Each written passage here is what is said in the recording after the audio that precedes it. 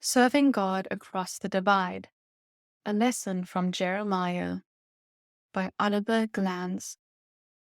Oliver Glanz, Ph.D., is a professor of Old Testament studies at the Seventh-day Adventist Theological Seminary, Andrews University, Berrien Springs, Michigan, United States. While my family and I were driving home from church one Sabbath, my daughter asked, quote, "Daddy, was the pastor not preaching a conspiracy theory?" End quote. Quote, "It's very good that you listened so carefully," end quote. I answered, quote, "You may be correct," end quote.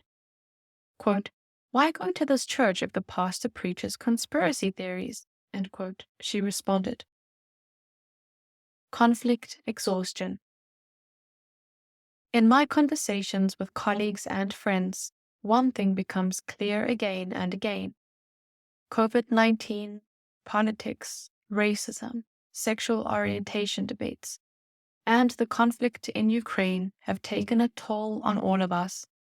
We are all exhausted by the conflict, ideological warfare, and radicalization we are experiencing in society. We constantly are asked to state our views or to associate with positions we do not identify with. I am tired. Such exhaustion can lead to withdrawing, becoming silent about everything, and watching the world around us apathetically. As Adventist educators and pastors, how can we educate across the many divides we find in our schools and congregations? Perhaps Jeremiah, the great prophet and educator, could provide a biblical perspective on the challenging question before us. A biblical perspective. Few had found themselves in such vast and varied conflict as the prophet who lived through the fall of Jerusalem. He saw at least 3 types of conflict. Conflict of social hierarchies in which the elite of the aristocracy economically and legally exploited the mass of the socially disadvantaged. In several passages, Jeremiah presents prophetic oracles that could make him sound like a Marxist today. But then he appears again with oracles that condemn the proletariat and its morals, equating them with the corruption of the power elites. Ethnic conflicts in which envy, jealousy, and xenophobia were palpable daily. The masses of refugees that had come decades earlier from the fallen Northern Empire to Jerusalem and the South were not well integrated. The quote-unquote natives, who themselves had long ago arrived as strangers, regarded the refugees as a threat to the job market. Geopolitical conflict between the pro-Egyptian and pro-Babylonian politicians. While King Josiah was pro-Babylonian, King Jehoiakim was pro-Egyptian. Although Jehoiakim surrenders to the Babylonians, his uncle Zedekiah fights until the end. Such conflicts echo those we encounter daily in the media. Jeremiah, however, always positioned himself clearly. Babylon would win the struggle between the great powers. Did Jeremiah's position make him a liberal who questioned the eternal covenant of God with the Davidic throne? The religious elite and leading politicians thought so and wanted the death penalty for him because of treason and being a religious heretic. But is Jeremiah a supporter of the pro-Babylonian party? When Nebuchadnezzar conquers the city and seeks to honor the prophet, he declines. He wants to stay with the left-behind Judeans despite all the suffering, hatred, and misunderstanding he has received from them. Clearly, Jeremiah is not a party member of the pro-Babylonians. The prophet takes clear positions while not fitting into any political pigeonhole or into any social critical theory. Jeremiah waves none of the popular banners but criticizes each flag or keeps quiet about them to avoid further damage. But while the prophet deconstructs, he also has a clear ethnic compass. He both disappoints all expectations and exceeds them at the same time. No religious political alliances can be forged with him. His language reveals that he is a Deuteronomist and under Deuteronomy's influence like no other prophet.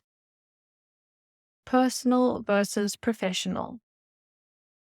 Jeremiah's friend King Josiah was known for his major religious reform in the kingdom of Judah.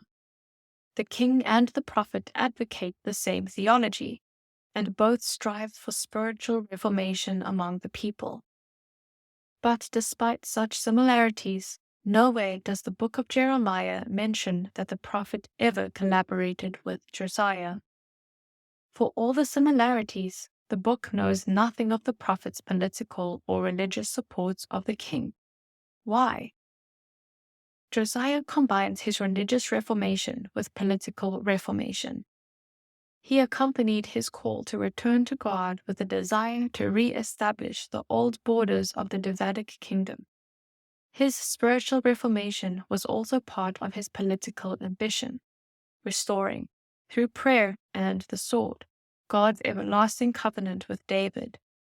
That is precisely why Jeremiah will never be found on a political campaign bus with Josiah. He carries out his prophetic office as if the king did not exist. Privately, however, he remains a friend. On a personal level, he values the king, even if he cannot in any way support him in his mingling of faith and power. At Josiah's tomb, Jeremiah weeps for the loss of his good friend. To learn at the feet of Jeremiah is to discover that social critical theory, popular categories, political parties, and social media culture often only lead to polarization and violence. Overcoming. What is needed is an overcoming of antithetical tensions. But where does the spirit that makes such overcoming possible derive from? It originates in the ethos of prophecy. Only in the radical love for God first and then for the individual human being, whether it is the church, nation, or fellow human, can arise the possibility, beyond any theory and political attitude, of seeing the fear, longing, and life situations of others and then connecting with them. Precisely here is the essence of the school of the prophets. Jeremiah lives it. The prophet is never just only on the side of God, and he is never only committed to the truth. In the end, a true prophet stands up for his people. Like Moses, he continues to intercede for them even after God declares that there is no hope for them anymore. He remains the advocate of his people, despite their unruliness, being corrupt, fragmented, narrow-minded, and self-absorbed. Like God himself, he seeks to intercede, save, and bring together. Dogged determination. And so, Jeremiah finds himself threatened with death by the godless rulers of religious categories and political positions. And on the other side, God, recognizing the fertility of Jeremiah's intercessory prayer, requests him 3 times to finally stop interceding for his people. But Jeremiah will not. According to tradition, Jeremiah is the author of Lamentations, in which he will continue to weep and plead for his people even after they have been sent into the divine judgment of exile. Such prophetic ethos is, on its most foundational level, free from any loyalty to human political parties, religious institutions, or national myths. The prophetic ministry is driven by an almost impossible sympathy for God and people. You'll probably think to yourself, did Jeremiah ever manage to achieve national unity, social justice, and religious ideological peace? Unfortunately, we find no record of it in Scripture. Tradition tells us that he was stoned to death in Egypt by his own countrymen. He may not have belonged to any party, but all parties certainly hated him. Positive teachings. Jeremiah's life also had its positive fruits. As a prophet and good educator, he not only was a master of deconstruction, but also had a clear vision of what God sought to do by his representation of the, quote, new covenant, end quote. Yet, sadly, only with Jesus did Jeremiah's nonpartisan outlook become discussable, thinkable, and experienceable. When Jeremiah teaches how to find national healing and restore Judah's unity, he emphasizes that such healing can occur only when we do not focus on rebuilding the Davidic throne or Solomonic temple. In fact, he claims that such political and religious institutions contributed to Judah's fragmentation and led to toxic myths of national and religious identity. Consequently, the prophet shows how attempts at religious reforms sadly coincide with moral decline.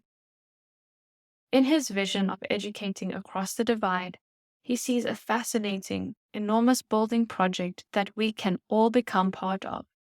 In his book of Consolation, in which we find the New Covenant text, he uses the word to build more than any other prophet. But nowhere will we find physical buildings, palaces, temples, city walls, or streets being rebuilt by God. Instead, Jeremiah's vision only knows of the rebuilding of people, the rebuilding of families, and the rebuilding of men and women. People are in focus, not institutions. Of course, organized communities have their justification, but that is secondary to the purpose of Jeremiah's education across the divide. Application. Although Adventist educators and pastors might see their mission as a possible death trap, it is really a summons to service and sacrifice, a call to be just like Jesus. Our loyalty belongs to Jesus and the individuals we teach and engage in our sanctuaries and classrooms. When our passion and sympathy are not ultimately driven by loyalties toward hierarchies of powers, paychecks, and church politics, but by loyalty only to God and the individuals we are to serve as teachers and pastors, we will find ourselves nearly torn apart, our life dangerously stretched thin between heaven and earth. But it is only by such thin threads that the fabric of restoration is woven. Jeremiah's education across the divide was ultimately not a death trap, but the seed by which the healing of fathers and sons, mothers and daughters, peoples and nations found their belongings. Returning to my daughter's question, I told her, quote, "You observed well. Always be discerning regarding what your teachers, your pastors, and even your parents say." End quote. Quote, "So why do we stay?" End quote, she asked. Quote, "Isn't it dangerous?" End quote. Quote, "It's our family, and because we decided that this is our family, let us hope they will be kind to us when we are wrong." End quote. For bibliographical and biblical references on this article and for much more content for pastors and church leaders, please visit ministrymagazine.org.